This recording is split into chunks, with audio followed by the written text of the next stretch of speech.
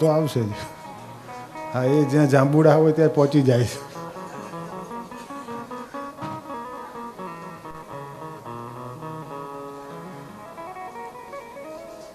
આ જાંબુડાને પાણી ઘનશ્યામ સ્વામીએ નાખેલું છે, મોટો એમને કરેલો છે.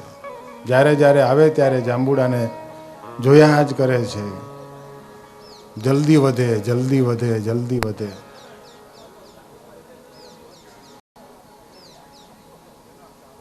ભગવાને સુપાત્રને સારો વિચાર આપ્યો છે, તો એ સુપાત્ર વ્યક્તિએ આ સારા વિચારને અનેક લોકો સુધી પહોંચાડવામાં પ્રયાસ કર્યો છે. અને એ વ્યક્તિ એવું વિચારે છે કે આ સારા વિચારો અનેક વ્યક્તિ સુધી પહોંચે અને એ વ્યક્તિઓ પણ આવા સારા વિચારનો વિસ્તાર કરે.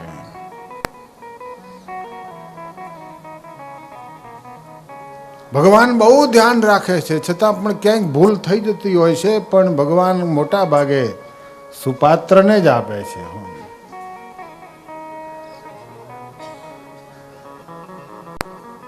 એટલે તો પાનબાઈએ કહ્યું છે,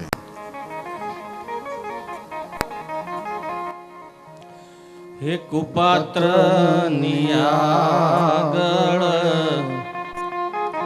વસ્તુ નવાવીએ રે, એ સમજીને રહીએ ચૂપ રે.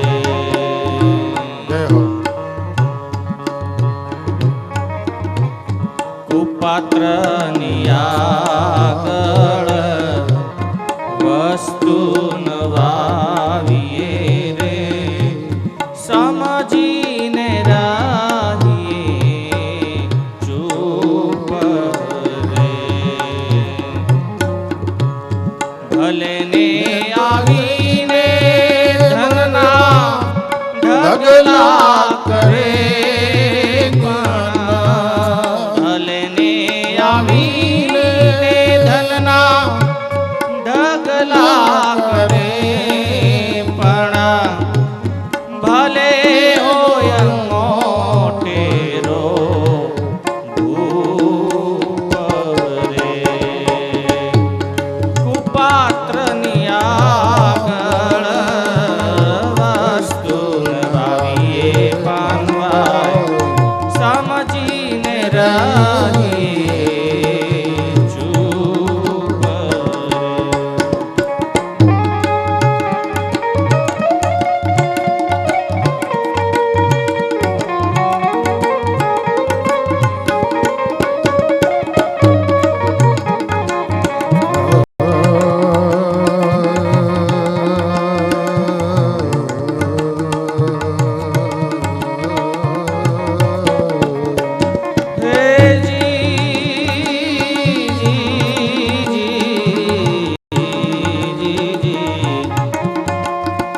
એ ભજનની પુરુષે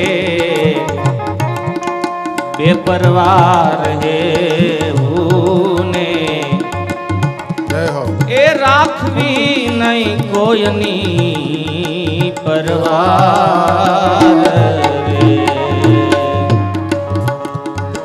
મોટાની આગળ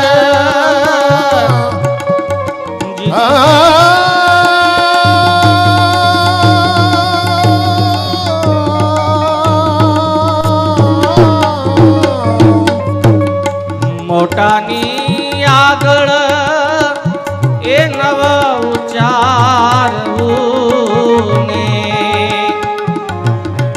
એ બાંધવો સુરતાનો એક તાર રે. કુપાત્રની આગળ વસ્તુ નવાવીએ રે, એ સમજીને રહીએ ચૂપ રે.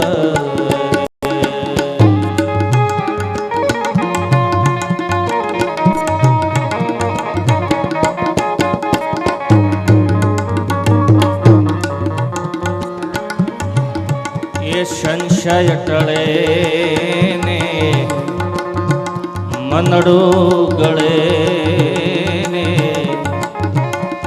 એ રાખે નહીં કોઈ ઉપર દ્વેષ રે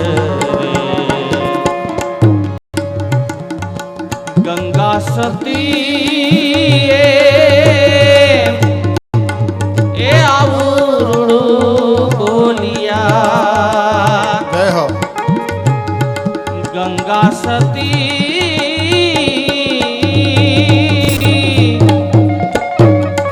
એ આવું બોલિયા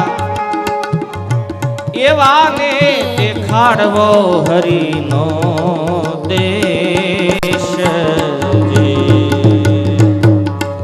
કુપાત્રની આગળ વસ્તુ નવાવીએ રે એ સમજીને રહીએ ચૂપ રે એ સમજીને રહીએ ચૂપ રે આજ આમજા ગામ ખૂબ ભાગ્યશાળી છે. અમે આમજા ગામ ખૂબ પવિત્ર ગામ છે, સારું સંસ્કારી ગામ છે. જો સંસ્કારી અને પવિત્ર ન હોત તો આજ ભાગવત રૂપી ભગવાન આમજાની અંદર ના આવ્યા હોત. પવિત્ર ગામ છે એનો પુરાવો કે આજ સાક્ષાત ભગવાન ભાગવત રૂપે સાક્ષાત ભગવાન સ્વામિનારાયણ મુક્ત મંડળની સાથે આજ આમજા ગામની અંદર કથા સાંભળવા માટે પધાર્યા છે.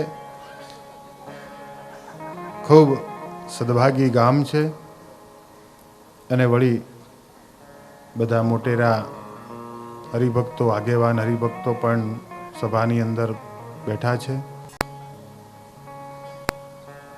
ઘણી જગ્યાએ સભાઓ થાય પણ આયોજકોને જે યજમાનો હોય એ મંડપ બાંધીને કથા ચાલુ આરતી કરીને પછી જતા રહે.